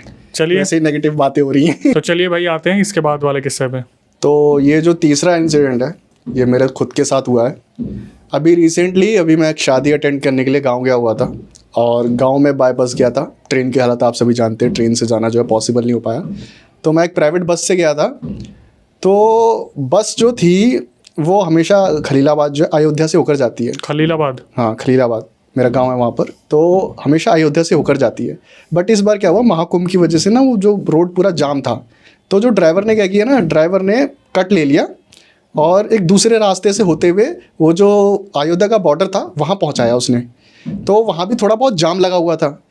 तो बस वाला जो था, जो कैप्टन होता है वहाँ पे, जो देखता है टिकट विकेट, तो उसने कहा कि भैया यहाँ तो कम से कम 15-20 मिनट बस रुकी हुई है ट्रैफिक देखकर, तो अगर किसी को फ्रेश वगैरह होना है, हल्का वगैरह होना है तो हो जाओ, ठीक है। तो उसके बाद में मैं भी जैसे मेरी स्लीपर सीट थी, तो मैं अपना लेटा हुआ हूँ, हाँ ठीक है। तो मैंने कहा भाई, बाहर देखा गाड़ी वाड़ी रुकी हुई है, सारे पैसेंजर उतर गए, इधर उधर डोल रहे हैं। मैंने कहा भाई मैं भी बाहर की हवा ले लेता हूँ, कब से बैठा हुआ हूँ अंदर। तो मेरा कज़न वो भी मेरे साथ ट्रैवल कर रहा था, उसने कहा चल भाई हल्का होके आ जाते हैं। मैंने कहा ठीक है भाई। फिर हम दोनों नीचे उतरे, देखा गाड़ियाँ पूरी लाइन से लगी हुई हैं और ये बैरिकेटिंग दे रखी थी, और उसके बगल में खेत, मतलब इतना था वो, दूर दूर तक जहाँ तक आपकी नज़र जाएगी ना, खेत, और कुछ भी नहीं। और वहाँ पूरा अंधेरा, बस जो है गाड़ियों की जो हेडलाइट की जो रोशनी थी वही थोड़ा बहुत दिखने पे दिखाई दे रही थी, वरना वहाँ पूरा अंधेरा था। तो उसके बाद में सब ने क्या किया, वहीं मूतने लग गए। हम भाई, मैंने कहा मैं भी क्या पीछे रहूँ, मैं भी यूरिनेट कर ही देता हूँ, हल्का हो जाता हूँ भाई, फ्रेश होकर अपना बढ़िया से चलेंगे। तो मेरे कज़न ने और मैंने दोनों ने जो है वहाँ पर अपना यूरिनेट किया भाई, काम ख़त्म करके वापस बस में आ गए। अब बस में मेरी आदत है ना, मैं ट्रैवलिंग के दौरान बस सोता हूँ, ज़्यादा कुछ, मेरा दिमाग थोड़ा भारी भारी सा हो जाता है ट्रैवलिंग के दौरान, तो मैं सिर्फ सोता हूँ। तो मैं क्या हुआ, मैंने स्लीपर सीट थी अपनी, वो जो देते हैं पतली सी, वो जो चद्दर टाइप की होती, ओढ़ के मैं सो गया। अब सोने के बाद में जो है मुझे एक अजीब सा सपना आया। मैंने जो है देखा कि मैं और मेरा जो भाई है, कज़न, जो अभी साथ में ट्रैवल कर रहा है, वो और मैं रेलवे स्टेशन पर है, रेलवे स्टेशन पर है। उसके बाद में हम रेलवे स्टेशन से बाहर निकले, वहाँ ढेर सारे ऑटो वाले थे। हमने अपने गांव का नाम बताया कि भाई यहाँ जाना है, तो कोई बोले 500, कोई बोले 400, कोई बोले ऐसे वैसे, पर अनरीजनेबल रेट बोल रहे हैं। तो मेरा जो कज़न था उसने बोला छोड़ इसको, कहीं आगे से पास से पकड़ेंगे, थोड़ा चल लेते हैं, वहाँ कोई सस्ते में पहुँचा देगा, इतना पैसा क्यों देना है। मैंने कहा भाई ठीक है। तो उसके बाद में मैं और वो दोनों वहाँ से आगे की ओर गए, और चलते अब रास्ते में शमशान घाट पड़ गया। अब ड्रीम है भाई, कुछ भी हो सकता है। तो वहाँ शमशान घाट पड़ गया, एंड मेरे कज़न ने कहा कि चल भाई अंदर चल के देखते हैं रात के वक्त शमशान घाट में होता क्या है। मैंने कहा भाई क्या होगा भाई, तेरा दिमाग ख़राब है क्या, रात के समय क्या करने के लिए जाएगा। तो क्या भाई चलते हैं ना, वो फोर्स करने लगा, काइंड ऑफ फोर्स कि हाँ भाई चलना, क्या हो गया, देख के आ जाते हैं। मैंने कहा यार चल भाई चल, तेरे को मैं दिखाता हूँ क्या होता है क्या नहीं। अब भाई अंदर गए तो चिताओं की जो राख होती है वो पड़ी हुई है, सुलग रही है, और ज़्यादा कुछ था नहीं वहाँ पर। तो उसके बाद में वो जो है मेरा जो कज़न है वो हंसने लगा कि देख क्या है क्या नहीं, कुछ भी नहीं है देख यहाँ पर। तो मैंने कहा ये सर एक पागल हो गया है क्या, कैसी बातें बोल रहा है। मैंने कहा भाई चल ठीक है, कोई नहीं है, चल चलते हैं। तो उसके बाद में जो है हम जैसे ही वहाँ से जाने के लिए मुड़े, वापस हम मेन गेट की ओर जा ही रहे थे, तभी अचानक से पीछे से किसी ने हाथ रखा, और वो हाथ कोई नॉर्मल हाथ नहीं था, ऐसा हाथ था जैसे वो बर्फ़ का बना हुआ, एकदम ठंडा चिल्ड। अच्छा। और उसके हाथ रखते ही वो चीज़ मुझे भी फील हुई और मेरे कज़न को भी। एंड देन हम वहाँ से भागे पूरी ताकत के साथ, बैग वैग था बड़ाबड़, भागे वहाँ से, मेन गेट से बाहर निकले और हाफ रहे बुरी तरह। अब मैंने कहा भाई कुछ महसूस हुआ, कह रहा हाँ भाई हाथ रखा किसी ने, बहुत ठंडा हाथ था। तो उसके बाद में जो है मैंने कहा भाई क्या करे। वहाँ से हम कम से कम 100 मीटर और भागे, वहाँ एक ऑटो वाला मिला। उस ऑटो वाले ने कहा कि क्या हुआ, हमने उसको गांव का नाम बताया, तो उसने बोला ठीक है आप मुझे 100 रुपये देना, मैं आपको गांव छोड़ दूंगा। मैंने कहा भाई ठीक है, भाई 100 रुपये ठीक है। उसके बाद अब उस टाइम पैसे के बारे में हम सोच भी नहीं रहे थे, भाई चल भाई ठीक है जो भी है जैसा है। हम बैठ गए। वो जो ऑटो वाला था, वो ऑटो वाला ऑटो अपना चलाने लग गया। तो चलाते चलाते जो है ऐसे ऐसे रास्ते आ रहे हैं, ऐसे ऐसे डरावने डरावने रास्ते जो कभी हमने ज़िंदगी में देखे ही नहीं।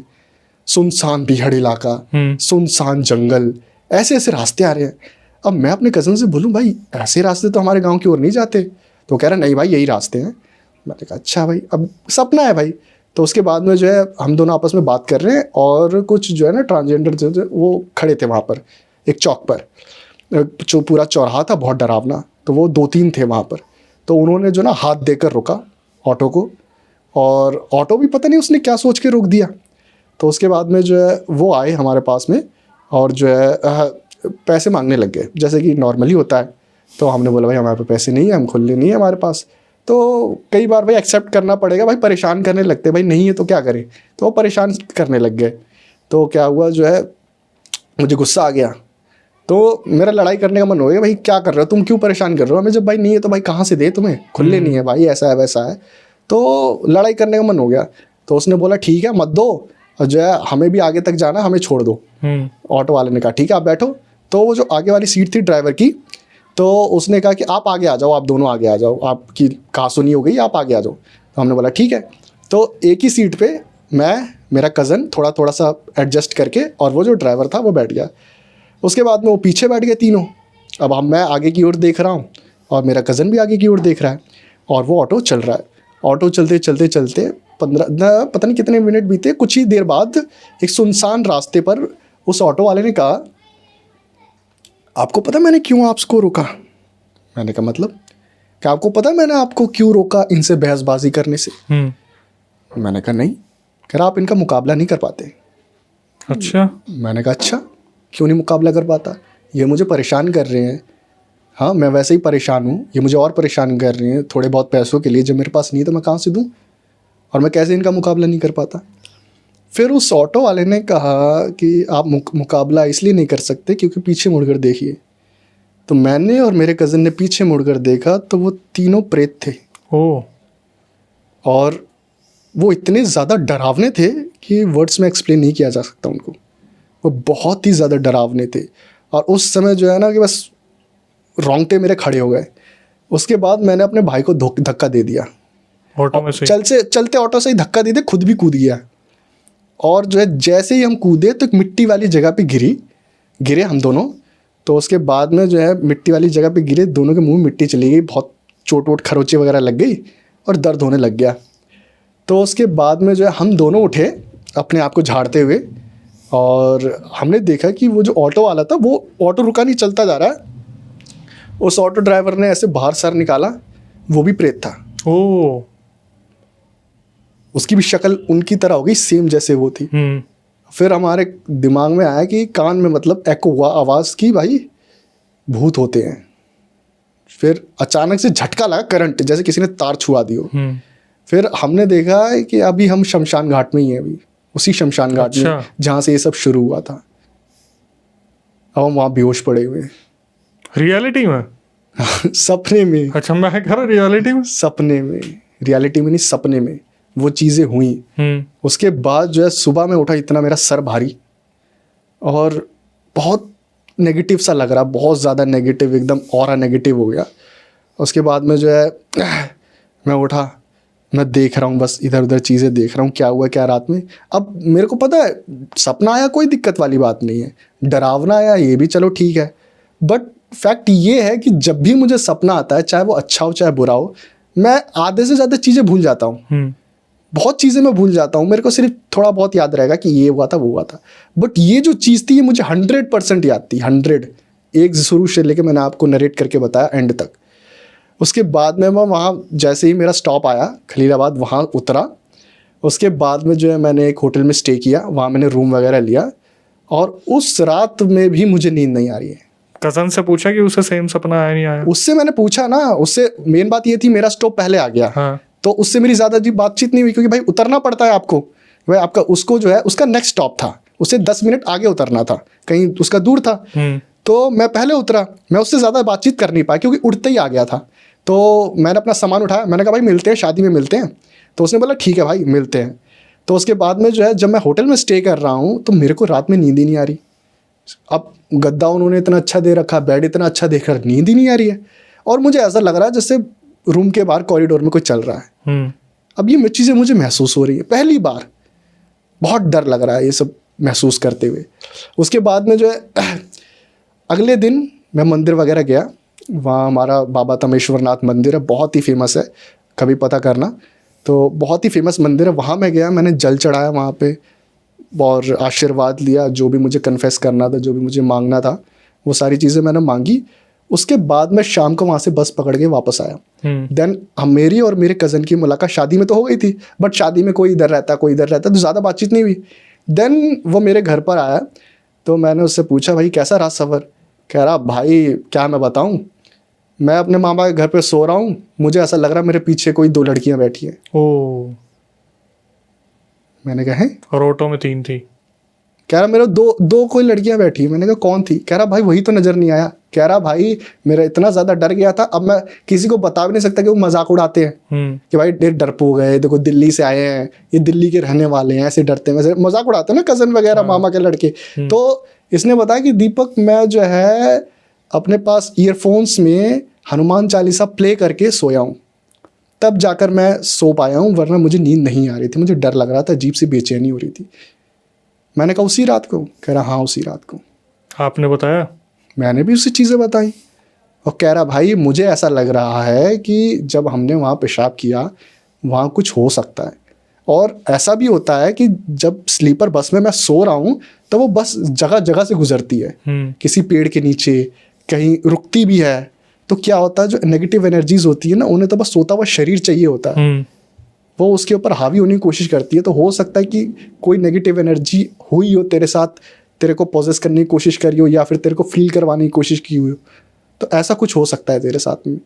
मैंने कहा भाई बस इससे ज़्यादा मुझे उस चीज़ से वही बात है। हाँ, मैं मंदिर, मैंने कहा मेरे पास फ़ोटोज़ वगैरह पड़ी हुई है, मैं मंदिर में गया, मैंने अपना पूजा पाठ किया। मैंने कहा भाई भगवान जी प्रभु बचा लीजिए इस बार। भाई नहीं गया, कज़न नहीं हो गया मंदिर? वो भी होके आया है, उसकी भी डीपी पड़ी हुई है अभी मेरे पास। अब ये है ना, वो अपने मामा के घर चला गया, मैं होटल में स्टे कर रहा हूँ, तो अलग अलग हो गए। उसके बाद दिल्ली में ही मिला है मुझे डायरेक्ट। भाई तुम्हारा तो सपना देखना भी खतरनाक है। मैं यही तो रीज़न नहीं है कि तुम रात को जगते हो दिन में सोते हो? कहीं ना कहीं हाँ, हैं कि रात को बुरे सपने आते हैं? कभी कभार ही होता है, ऐसा नहीं होता कि हमेशा हो रहा है, बट कभी कभार जब भी आते हैं तो ऐसे आते हैं कि 2-3 दिन खराब ही होते हैं। वैसे ऑफ ट्रैक में थोड़ा सा बता दूं कि दीपक हमें बता रहे थे कि रात को ये ज़्यादातर सोते नहीं है, दिन में ही सोते हैं। तो इसका यही एक रीज़न कहीं ना कहीं है कि हाँ, रात क्योंकि को मेरे साथ 2-3 बार ये सब चीज़ें हो रखी है ना। एक तो मैंने बताया था, भूत होते हैं, वहाँ भूत होते वाला सीन बताया था। इसमें ही भूत होते हैं। वो चीज़ें ना, जब भी उनको चैलेंज करने की कोशिश करो या कुछ आप उनको गलत करो, जैसे मैं वहाँ यूरिनेट करके आ गया, अब वो ऐसी जगह थी ना, अब ऐसा नहीं हो सकता ना कि हम जहाँ भी जा रहे हैं वहाँ की वीडियो बनाएं। सही बात है। अब मेरे को लगा भाई सब कर रहे हैं भाई, हम भी करते हैं। अच्छा वैसे एक बात बताइए, ये क्वेश्चन मेरे से तो अक्सर दुनिया पूछती है कि आप इतने सारे रियल इंसिडेंट कवर करते हो, दिमाग में बहुत सारी चीज़ें रखते हो, बहुत सारे मल्टीपल आत्महत्या भी होती हैं, खून खराबा भी होता है, मल्टीपल एंटिटीज़ की भी बात आप करते हो कहीं ना कहीं अपनी वीडियो में, तो इस चीज़ का दिमागी फ़र्क पड़ता तो नहीं है? तो आपके साथ कुछ ऐसा होता ही नहीं होता कि यार आज मैंने बहुत एक ऐसा इंसिडेंट कवर कर लिया जिसमें बहुत कुछ हो रहा है, तो दिमागी रूप से वो चीज़ें परेशान करने लगी है? ऐसा होता है ना कि हर चीज़ का अगर कुछ प्रॉफिट है तो उसके लॉस भी है। अब जैसे कि हम पॉडकास्ट शूट कर रहे हैं, काफ़ी लोग बोलेंगे कि वेरी गुड पॉडकास्ट, अच्छा है, ऐसा है वैसा है, उन्हें पसंद आएगा। अब लेकिन उसकी जो डार्क साइड है वो सिर्फ हम ही जानते हैं। मैंने जो है भगवान को भी महसूस किया है, और मैंने ऐसी ताकतों को भी महसूस किया है जो मुझे, और मैं ओवर थिंकर भी हूँ। अगर मुझे कोई चीज़ बताता है ना तो ऐसे हुआ होगा, वैसे हुआ होगा, ऐसे भी हो सकता है, वैसे, मैं उसको 10 तरह के सोचता हूँ। तो दिमाग पर कहीं ना कहीं असर तो पड़ता है। बट जब मुझे लगता है कि ज़्यादा असर हो रहा है, मेरी गांव की टिकट कटती है, वहाँ जो मंदिर है मैं वहीं जाता हूँ, माथा टेक कर जल चढ़ाकर दिमाग शांत करके रिटर्न आता हूँ। वो मंदिर बस मेरी एनर्जी है। तो मतलब काफ़ी टाइम आपने महसूस किया ऐसा कि यार बहुत नेगेटिव हो रहा है? हाँ, एक बार हुआ था नवरात्रि के टाइम पर। अब काफ़ी लोग बोलेंगे स्लीप पैरालिसिस है, ऐसा है वैसा है, बट मुझे नहीं लगता वो स्लीप पैरालिसिस था, क्योंकि मैंने स्लीप पैरालिसिस में महसूस किया, उतना कुछ नहीं लगता डर। बट वो जो चीज़ थी, अब ऐसा था ना कि मैं सो रहा था रात को। अब सोते सोते पता नहीं अचानक से ना झटका टाइप लगा। झटका टाइप लगा। अब मेरे सर पे ना मंदिर रहता है, मतलब अगर मैं ऐसे सो रहा हूँ ना तो मेरे सर पे ऐसे मंदिर रहेगा थोड़ा सा ऊपर की ओर। उसमें मैंने अपने सारे भगवान जी जो है, शिव जी हैं, राम जी हैं, सबकी मतलब फ़ोटोज़ मैंने लगा रखी हैं। तो मैं एक बार सोया, उसके बाद में जो है अचानक से झटका लगा। एंड मेरा जो रूम है, ऐसा होता है ना कि एक रूम में दरवाज़ा नहीं है, उधर हम पर्दा वर्दा लगाते हैं और कभी कभी पर्दा भी नहीं लगाते। तो मैंने देखा कि वॉल के पीछे से एक एंटिटी मुझे ऐसे घूर रही है। उसकी सिर्फ शक्ल मुझे नज़र आ रही है, उसकी मुझे शक्ल नज़र आ रही है और मुझे पता चल रहा है कि ये कुछ है। अब मैं चिल्लाने की भी कोशिश कर रहा हूँ लेकिन मुंह से आवाज़ नहीं निकल रही। अब वो इतना ज़्यादा डरावना था, इतना ज़्यादा भयानक था भाई, बहुत ही ज़्यादा, उसको एक्सप्लेन नहीं कर सकते। बहुत चीज़ें हैं मेरे साथ, जो भी मेन प्रॉब्लम यही है, जितनी भी मैं डरावनी चीज़ें देखता हूँ ना, उन्हें वर्ड्स में एक्सप्लेन नहीं कर पाता मैं, वो इतनी ज़्यादा डरावनी होती हैं। अब इतना समझ लो कि अगर मैं उससे 2-3 मिनट और एक्सपीरियंस करता ना, मुझे अपना अंडरवेयर बदलना पड़ता। तो ऐसी चीज़ें हुई हैं। मैंने भगवान को भी महसूस किया है, काफ़ी बार मैं फंसा हूँ। तो ऐसी अजीब अजीब चीज़ें हुई हैं कि मुझे समझ ही नहीं आता कि मैं कैसे निकल गया। तो जैसे कि आपने स्टार्टिंग में बताया था कि चीज़ें तकदीर के हिसाब से भी होती हैं, तो आपके भी कुछ ऐसे कर्म रहे हैं जो आपको रात को नींद नहीं आने देती भगवान? हो सकता है पिछले जन्म में भाई मैं क्या रहा हूँ क्या नहीं, तो मुझे क्या रातों पता। की नींद ही उड़ी हुई है। मैं यही काम कर रहे हैं तो ठीक है, अब चलेगा। अब आज पॉडकास्ट करके आज तो नींद ही नहीं आएगी। खैर मुझे पता नहीं, अब चलो ये एक अच्छी चीज़ है कि मुझे अब ये चीज़ें डिस्टर्ब नहीं करती, जैसे पहले कभी ऐसा हुआ करता था। मुझे भी नहीं करती हैं, लेकिन कभी कभी होता है, और कभी कभी जब भी होता है ना, वो कुछ टाइम रहता है। लेकिन जैसे कल मेरी आपसे कॉल पे बात हुई थी कि पॉडकास्ट के लिए आना है, तब भी आप टेंस्ड हो गए थे कि भैया सुबह आना है, भैया सुबह आना है, मैं तो रात भर सोता नहीं हूँ। हाँ, थोड़ा सा रहता है ना, क्योंकि अब जो है मैं दिन में रहता हूँ ना, तो दिन में सो जाता हूँ 2 घंटे 3 घंटे, फिर जाग जाता हूँ। तो ऐसा ही मेरा स्लीप साइकिल काफ़ी ख़राब रहता है। चलो भाई कोई नहीं, सब ठीक हो जाएगा। एक बात बताओ दीपक, आपके अकॉर्डिंग ये यूरिनेशन का जो प्रोसेस होता है, ये क्या होता है कि मतलब मैंने ऐसी जगह पे कर दिया तो कोई बुरा मान गया, जैसे आप बता रहे थे कि मैं इकलौता नहीं था वहाँ पर ये सब कुछ करने वाला, लेकिन आपको लगता है कि सपना सिर्फ ये जो आया था आपको ही आया, ये सबको बल्क में आया होगा? नहीं, ऐसी मेन बात ऐसी होती है ना कि थोड़ा बहुत तो सबको महसूस हुआ होगा, बट मुझे इसलिए आया ना क्योंकि मैं तुरंत जाके ही सो गया। और बस वहाँ पे फिर भी रुकी हुई थी, बस वहाँ से बड़ी नहीं थी। मैंने यूरिनेट किया, और यूरिनेट ऐसी चीज़ है ना, अपमान, अब डिसरिस्पेक्ट की हद है। हद एकदम जो है डिसरिस्पेक्ट के, मतलब इससे नीचा कोई डिसरिस्पेक्ट हो ही नहीं सकती। अगर आप खुद ही सोचो ना, कोई बंदा आपके घर के बाहर कर दे तो कितनी डिसरिस्पेक्ट है। तो वो एंटिटीज़ को भी बुरा लग जाता है कि ये कर क्या रहा है ये। तो मैं वहाँ तो भाई अनजान क्या, मैं मुझे भी दिमाग लगाना चाहिए था, बट मैंने कर दिया। लेकिन अगली बार से तो ध्यान में रखो। अरे अब तो ध्यान में रखूंगा। अब मैं नींद में भी था ना कि मैं चलो करके अपना सो जाते हैं। अब बहुत अच्छा प्रसाद मुझे मिल गया उस चीज़ का, तो अब आगे से मैं याद रखूंगा। चलो भाई आते हैं नेक्स्ट हिस्से पे, जनता को वेट नहीं करवाते। हाँ, तो अभी मैंने कुछ दिनों से देखा है ना, तो बंदे जो है ना, हमारी जो एंटिटीज़ होती हैं जैसे डैन वगैरह, इन सब का हम बहुत मजाक उड़ाते हैं। बट वही लोग जो है ना फॉरेन कंट्रीज़ को काफ़ी वो करते हैं कि हाँ भाई वो बोल रहा तो अच्छा ही होगा, अगर यहाँ झाड़ फूक हो रहा है तो ये तो पागल है, वहाँ अगर एमिली रोज का एग्जॉर्सिज्म हो रहा तो वो तो रियल है। तो ऐसे बहुत लोग हैं। तो एनालिस मिशेल की बात। हाँ, तो उसके बाद में जो है एक एंटिटी है जिसके बारे में मेरे को काफ़ी टाइम पहले से ही पता था। जब मैं इस आ रहा था कैटेगरी में, तो मैं रिसर्च करता था कि भाई कैसे कैसे एंटिटीज़ है, अर्बन लेजेंड्स हैं।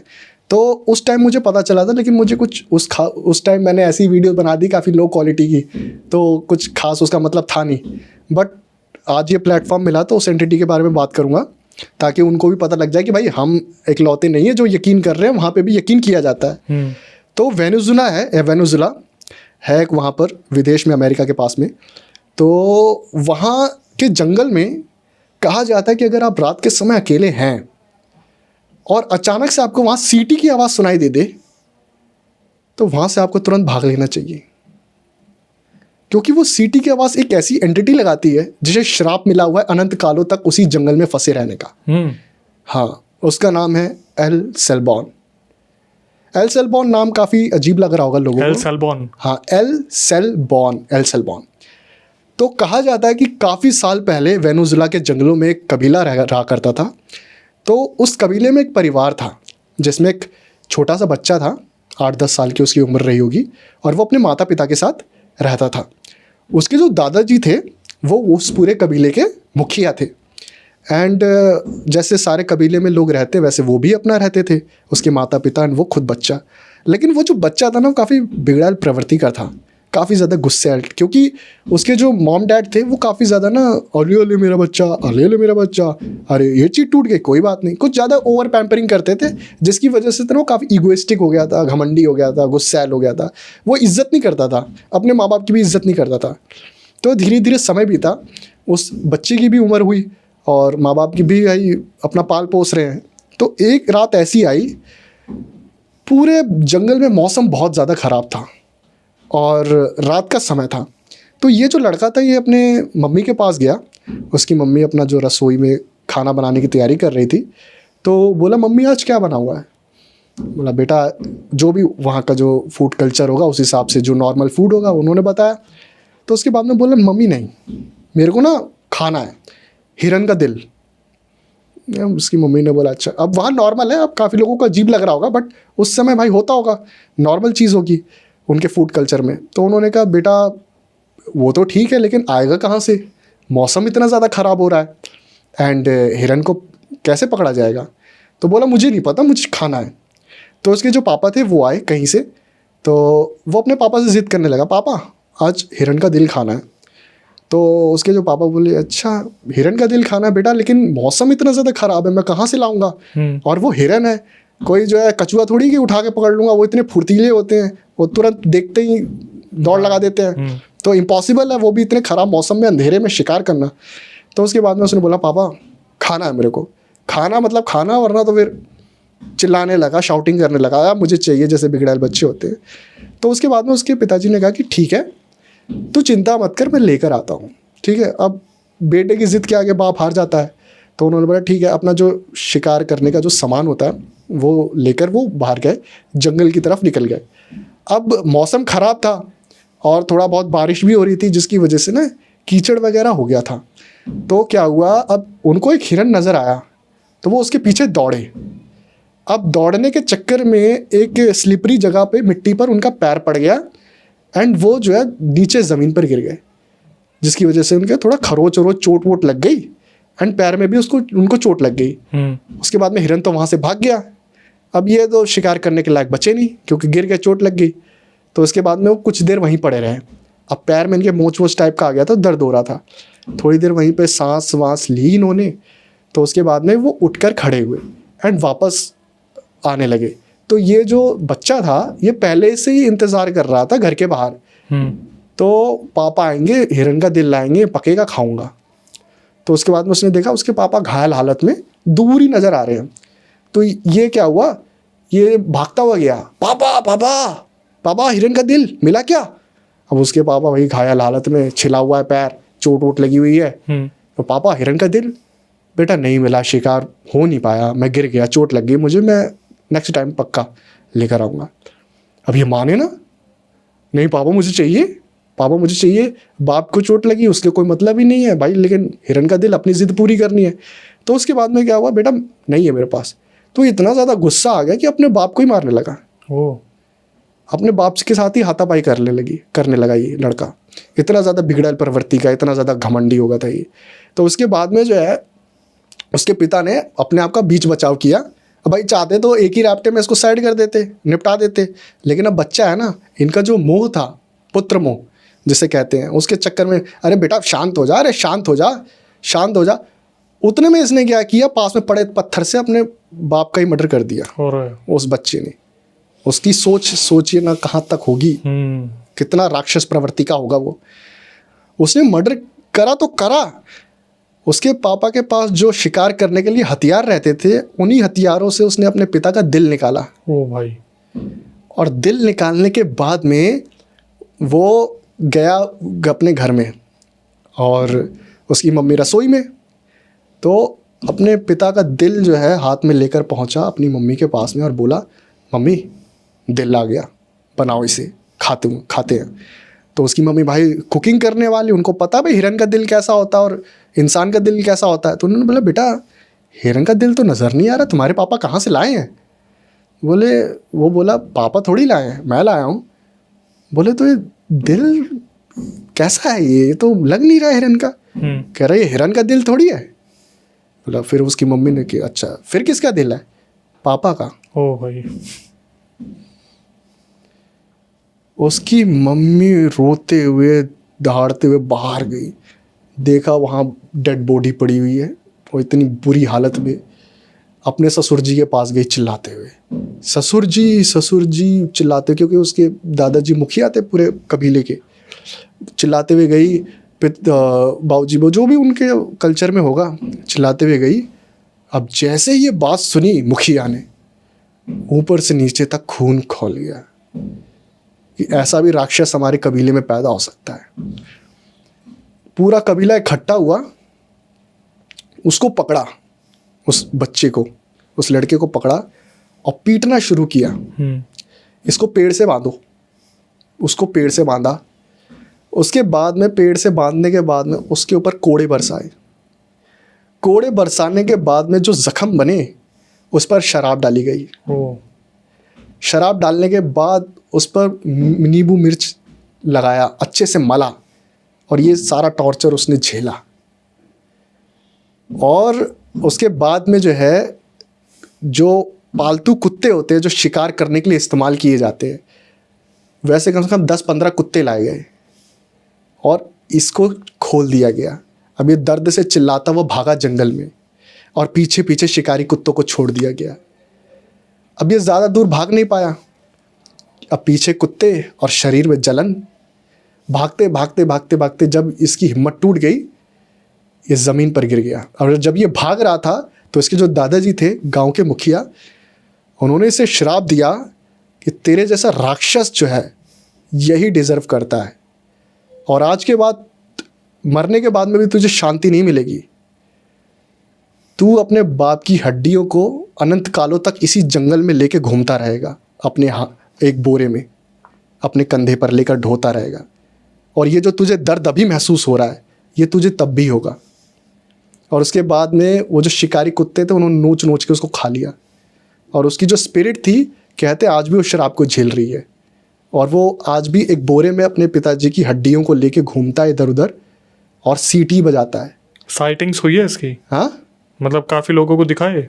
काफ़ी लोगों ने दावा किया है, काफ़ी लोग जब गुजरते हैं तो उन्हें सीटियों की आवाज़ सुनी है। आप जितने भी लोग हैं आप सर्च करिए गूगल पे, आप इंटरनेट है इतना बड़ा है, नॉलेज का सोर्स है, आप करिए आपको पता चलेगा। आप यूट्यूब पे वीडियोस देख लीजिए, बहुत चीज़ें हैं उसके बारे में। तो ये एंटिटी थी और कहते हैं आज भी वो है, वो घूम रहा है। तो लोग शिकार हुए हैं इसके? काफ़ी बार होते हैं, कोई बोलता मैंने देखा है, कोई बोलता मैंने नहीं देखा है, ऐसे बहुत सारे केसेस होते हैं। बट सीटी बजने का क्या राज है? सीटी बजने का होता है ना कि भाई श्राप मिला रहता है। अब मान लीजिए वो सीटी बजा रहा है, इसका मतलब मैं आ रहा हूँ, भाग सकते हो तो भाग लो। एक तरह का सिग्नल होता है जो वो देता है लोगों को कि मैं आ रहा हूँ, भाग सकते हो भाग लो, वरना तुम्हारी हड्डी अब इसी में मिलेगी।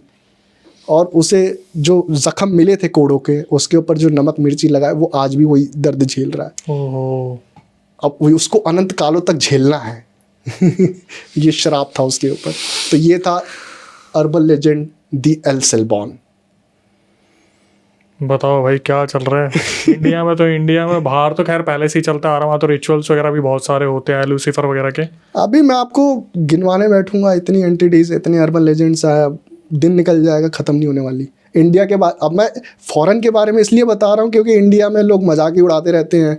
अब आपने जो है क्या बोलते हैं उसके बारे में, शायर के बारे में बताया पिछले रियल हिट के पॉडकास्ट में, और भी पनडुब्बा ऐसे कुछ एंटिटीज़ के बारे में बताया, लोग मजाक उड़ा रहे हैं कि ऐसा कुछ नहीं होता। अब जो फ़ॉरेन में भी देख लो ऐसी एंटिटीज़ हैं, द लाला नोरना ऐसा कुछ है, एल वो अर्बन लेजेंड है, वो भी वो बच्चों को शिकार बनाती है अपना, उसकी भी एक अलग ओरिजिन है। और काफ़ी तरह के अर्बन लेजेंड्स हैं, तो ये था उनमें से एक।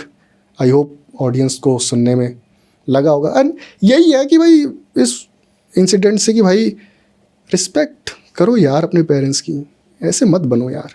ये जो पेरेंट्स की डिसरिस्पेक्ट करते हैं ना, उनका अंजाम बहुत बुरा रहता है लास्ट में, जैसे इसका हुआ।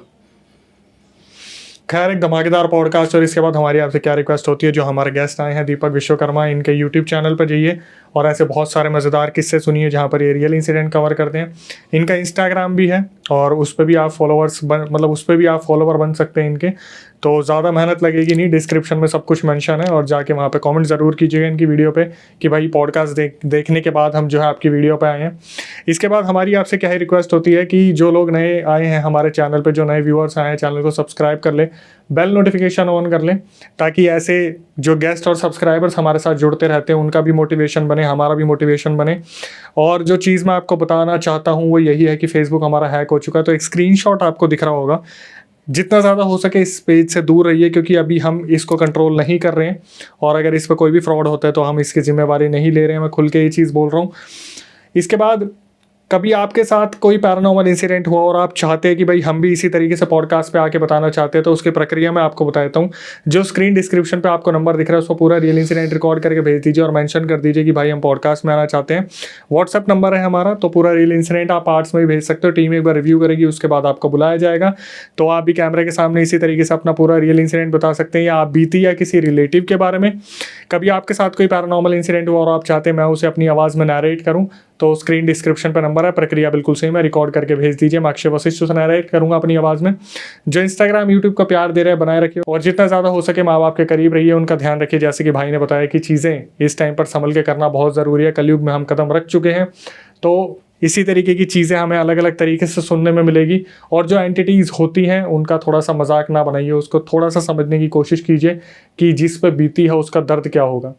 एट द एंड यही कहूँगा, नई वीडियो नए पॉडकास्ट आने तक stay tune to the channel.